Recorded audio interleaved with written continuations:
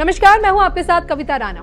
राम मंदिर उद्घाटन के 15 दिन बाद भी राम भक्तों का जोश हाई है। रोजाना 3 लाख से भी ज्यादा राम भक्त रामलला के दर्शनों के लिए अयोध्या भागे भागे चले आ रहे हैं और प्रभु राम के प्रति राम भक्तों की ये दीवानगी ऐसी है, सिर्फ देखिए जो ये दीवानगी सिर्फ भारत तक सीमित बिल्कुल नहीं है। जी हाँ, अमेरिका में अब तक राम नाम की गूंज पूरी दुनिया को सुनाई दे रही है। आलम यह है कि कड़ाके की ठंड में ह्यूस्टन जैसे शहर में यूनिवर्स चैंट्स जय श्री राम नाम के एरियल शो भी किए जा रहे हैं।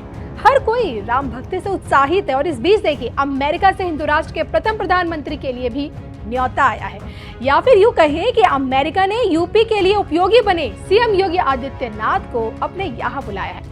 क्या है पूरा मामला ये भी बताएंगे, लेकिन हम अभी से भगवाधारी योगी आदित्यनाथ को हिंदू राष्ट्र का प्रथम प्रधानमंत्री क्यों बता रहे हैं, ये जानने के लिए देखिए 1 साल पुरानी विश्व विख्यात सुदर्शन चक्र ज्योतिषाचार्य श्री संबित अशोका जी की ये तूफानी भविष्यवाणी।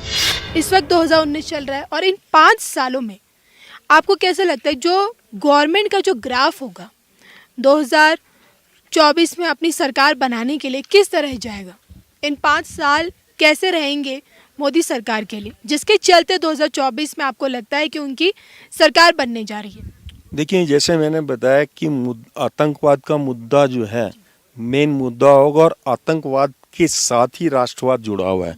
राष्ट्रवाद मेन मुद्दा रहेगा क्योंकि opposition is totally against the राष्ट्रवाद। तो राष्ट्रवाद की कोई बात करते हैं तो वो हिंदुत्व की तरफ ले जाते हैं या आरएसएस की तरफ ले जाते हैं और उसके अगेंस्ट खड़े हो जाते हैं। तो राष्ट्रवाद का मुद्दा ये आपका 2024 तक बिल्कुल मेन रहेगा। उसमें जो है मोदी जी की जो पॉलिटिक्स होगी, जो बीजेपी का जो मुद्दा होगा वो राष्ट्रवाद होगा और आतंकवाद के बिल्कुल अगेंस्ट कार्य करने वाला होगा, क्योंकि मोदी जी का एक्शन प्लान जो है अगेंस्ट टेररिज्म होगा। 2019 से 24 टेररिज्म के अगेंस्ट एक्शन प्लान होगा।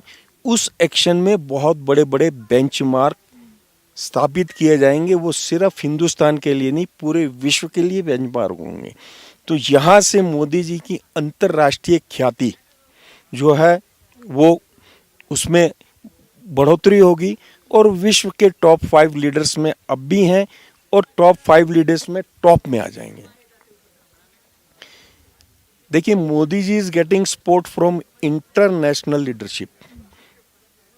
आप देखेंगे आतंकवाद के अगेंस्ट में इंटरनेशनल लीडरशिप से उनको मिल रही है। 1984 के इलेक्शन को हम अगर डिस्कस करते हैं तो वहाँ पे माननीय राजीव गांधी जी ने आरएसएस की हेल्प ली थी, क्योंकि मुद्दा राष्ट्रवाद का था। पाकिस्तान को अलग करने की, पाकिस्तान का खालिस्तान बनाने की एक मुहिम चली थी। उस मुहिम के अगेंस्ट आरएसएस ने आपका कांग्रेस को पूरा साथ दिया, क्योंकि मुद्दा राष्ट्रवाद का था। अब वही चीज़ देखिए, माहौल बिल्कुल वैसा है। आतंकवाद चरम सीमा पर है। आतंकवादी ताकतें और हमारा पड़ोसी देश पाकिस्तान, अब पड़ोसी तो नहीं, उसको शत्रु बोलेंगे, शत्रु देश पाकिस्तान कश्मीर को किसी भी तरीके से भारत से अलग करने के लिए पूरी कोशिश कर रहा है, जो उसके बूते में कहीं पे भी नहीं है। लेकिन मुद्दा बिल्कुल वही है, सिचुएशन बिल्कुल वही है। और उस टाइम तो आरएसएस ने स्पेशली राष्ट्रवाद के नाम पे कांग्रेस को सहायता की थी। लेकिन अब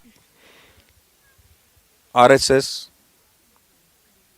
बीजेपी और राष्ट्रवादी पार्टियां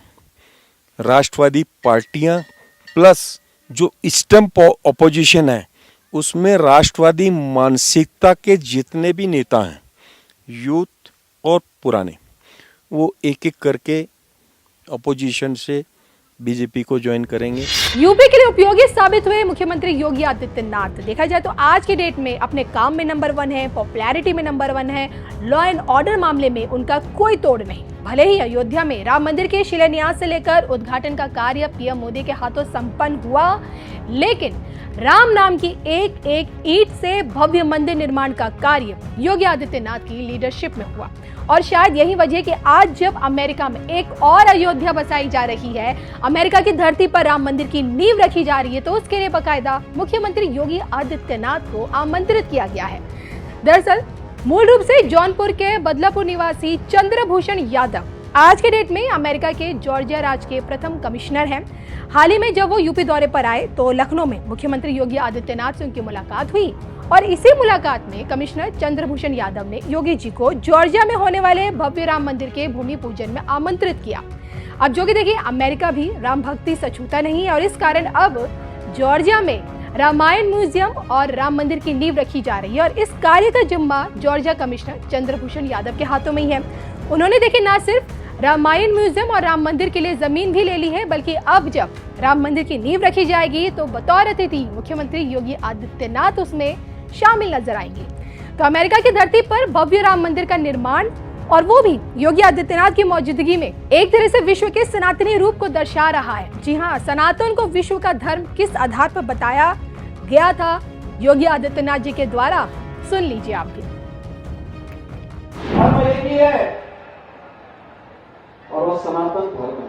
बहुत सारे लोग आए, बहुत सारे लोग चले गए, लेकिन सनातन धर्म अपनी इस अनवरत यात्रा को सम और विषम परिस्थितियों का सामना करते हुए निरंतर बनाए हुए है। दुनिया के अंदर जहां कहीं भी सनातन हिंदू धर्मावलंबी है, वह आज अपने इस गौरवशाली परंपरा पर गौरवान्वित हो रहा है। बहनों भाइयों, हम सबको एक बात को ध्यान में रखना होगा, रास्ते अलग अलग हो सकते हैं, लेकिन हर राह मंजिल तक पहुंचती है। हर राह मंजिल तक पहुंचती है, बशर्ते हमने राह सही चुनी है। और ये राह वही है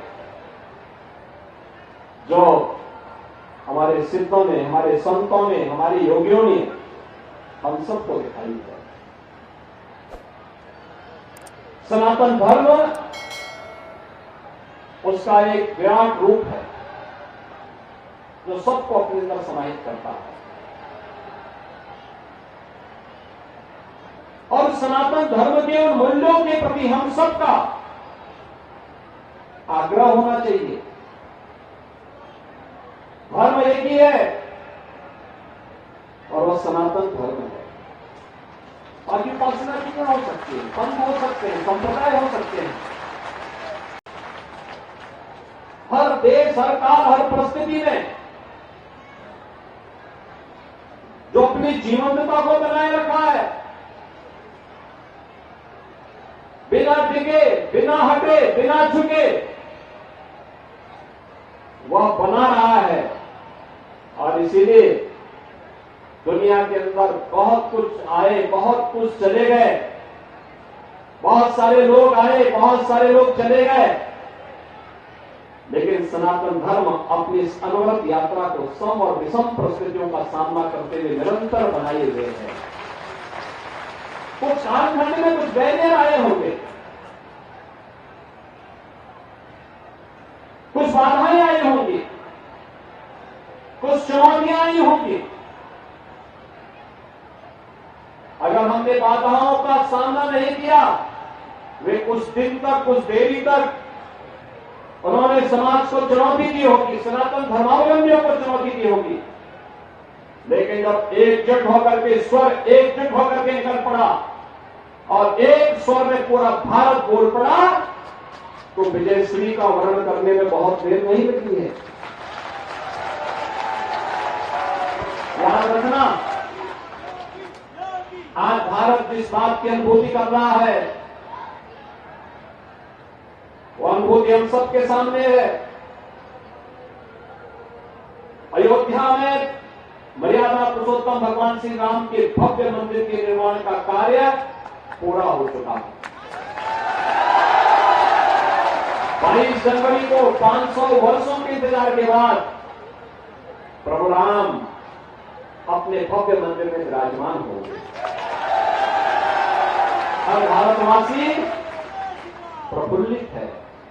दुनिया के अंदर जहां कहीं भी सनातन हिंदू धर्मावलंबी है, वह आज अपने इस गौरवशाली परंपरा पर गौरवान्वित हो रहा है और दुनिया के अंदर हर दबी कुचली शोषित सभ्यता और परंपरा को एक नया जीवन मिला है कि 500 वर्षों के बाद अगर अयोध्या में प्रभु राम का मंदिर बन सकता है तो दुनिया के अंदर हर कार्य संभव हो सकता है जो सत्य के नजदीक होता है, वो अवश्य प्राप्त